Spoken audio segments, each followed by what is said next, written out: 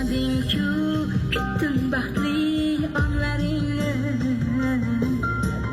Arazladim sendan butkul yolg'on dunyo.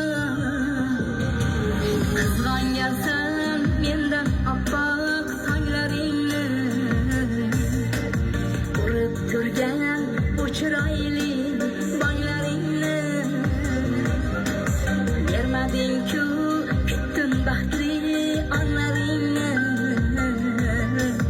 Arazladim sendan butkul yolg'on dunyo. Sevar edim sim yoqqan yomg'irlaring, gilam kabi hayondozlar adirlaring.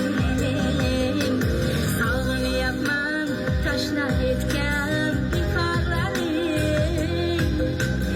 Arazladim sendan butkul yolg'on dunyo.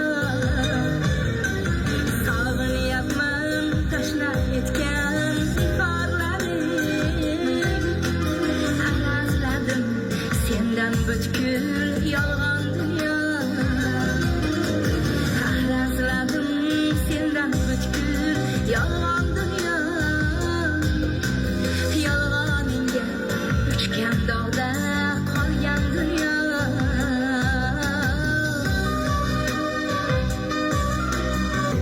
Gullarimga qo'shamading gulmaysalar. Sevar edim yoshlikdagi oq naysanlar. Yurakka sanchilmoqda nayzalar. Arazladim sendan butkul yolg'on dunyo. Qovog'imga qadalmoqda qirov qonlar. Bezib ketdi kelmas bo'lib ketgan yorlar. Peshonamga tiralmoqda sovuq dog'lar. Arazladim sendan butkul yolg'on dunyo.